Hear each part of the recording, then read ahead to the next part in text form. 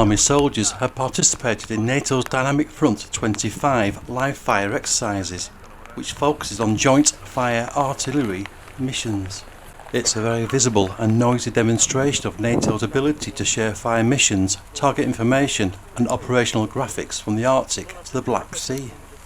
It's a series of exercises which will very likely be closely monitored by senior Russian commanders.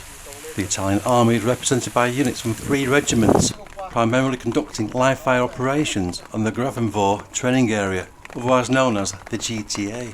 The JTAC, at 232 square kilometres or 90 square miles, is the largest training facility of the United States Army in Europe and includes 5 live firing training areas, operated by the 7th Army Joint Multinational Training Command.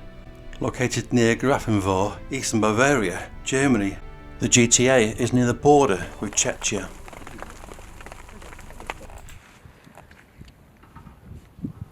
Lascia Mirko, non ti preoccupare. Ok. Gli fai diciamo vedere una lettura. Un attimo che lo oriento. Ma al GMD? No, facciamo così, dai. Orientalo. These Italian Army soldiers, assigned to Field Artillery Regiment Cavallo, calculate target positions as soldiers nearby prepare the emplacement of 155mm FH-70 towed howitzers for live firing exercises.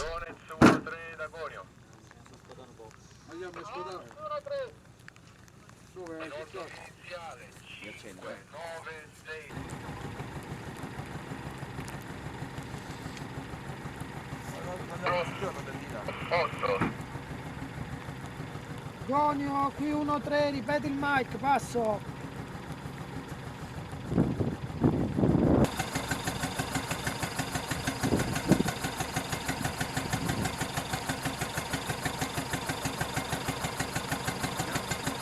Aspettone.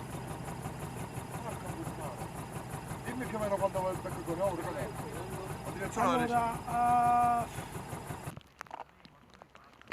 Italian Army soldiers assigned to 132nd Field Artillery Regiment Ariete are now on the move with 3 of their self-propelled 155mm howitzer PZH-2000 and will position themselves across open terrain to conduct live firing operations combined with shoot and scoot tactics. The live firing will be in conjunction with other Italian units as well as American and German artillery units. The American and German operations are featured on another video. The 60-ton PZH-2000 is capable of firing 3 155mm rapid burst rounds in 9 seconds and can sustain a steady 10 rounds per minute for several minutes. Although designed in the late 1980s, it is considered to be one of the most advanced and effective artillery systems. It has an automatic loading system. 2 experienced loaders can replenish the autoloader with 60 rounds and the propelling charges in less than 12 minutes. The effective firing range, loaded with a DM-121 bolt tail 155mm high explosive fragmentation artillery shell, is 30 kilometres or 19 miles. During these firing training exercises, the PZH-2000 crew will likely be using a reduced propellant charge to limit the shell's firing distance to less than 14.6 kilometres or 9 miles. It should be noted the PZH-2000 is capable of firing rocket-assisted rounds to a distance of 54 kilometres or 34 miles. We are back with the soldiers of Field Artillery Regiment Cavallo, who are completing the gun installations. This soldier is replacing the eye-bolt lifting plug and will screw an M739 point detonating super quick fuse into each of the M107 high explosive shell, which can be set to explode on impact or auto delay. On detonation, the M107 produces approximately 1,950 fragments. The shell can be fired 16 kilometres or 10 miles. However, soldiers today are loading an M4A2 propelling charge, zones 3 to 7, which basically means a maximum fire range of 40.6 kilometres or 9 miles. The 9.3 ton 155mm FH-70 towed howitzers have a maximum fire range of 31.5 kilometres or 19.6 miles, firing base bleed artillery shells, which basically expels gas into the low pressure area behind the shell to propel it greater distances.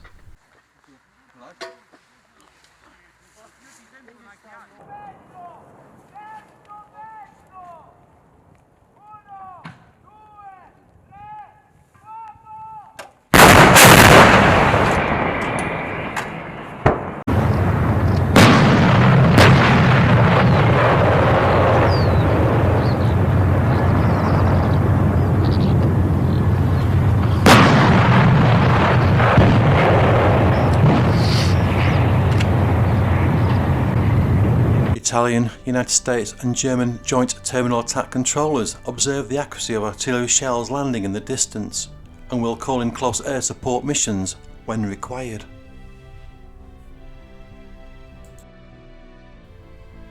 The following day, 19th of November 2024, Italian soldiers, this time assigned to 3rd Howitzer Battery 1st Group Vitebo and 185 Airborne Artillery Regiment Folgore, have set up their free gun emplacement and will coordinate fire missions with Italian PZH-2000 and United States and German artillery.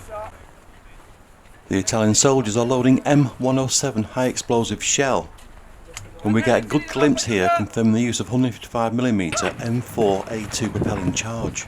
Contained here in a white bag, it's designed for zones 3 to 7, dependent on how many charges are used. The M4A2 propelling charge can be set to propel a 155mm shell to a range of 6.2 km to 14.6 km.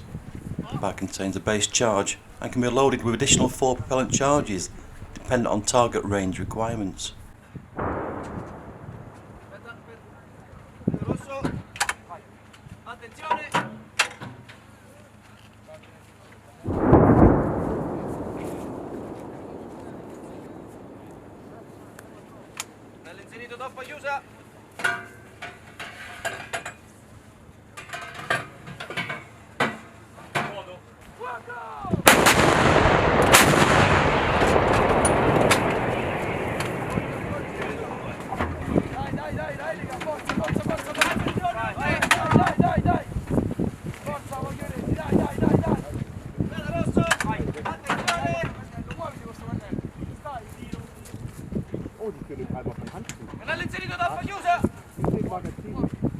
Wow.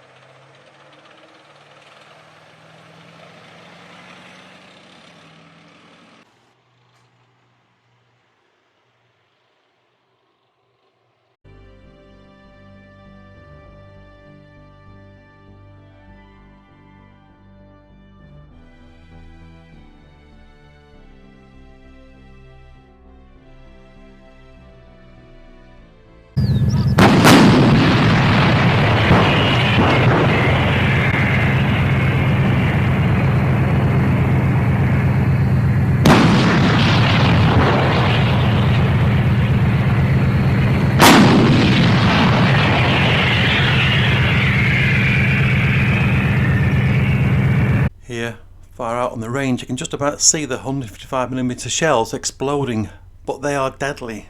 A 155mm high explosive howitzer shell will generally have a kill radius of 50 meters, Some of the approximately 1,950 fragments can spread significantly further. Here, an F-16 airdropped Joint Direct Attack Munition, or JDAM 500 pound Mark 82, containing 89 kg or 200 pound of high explosive, displays a significantly larger explosion.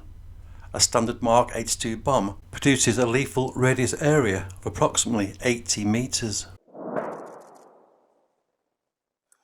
Can you state your name, unit, job, and hometown? My name is Daniel Langerame. I come from Lake Como.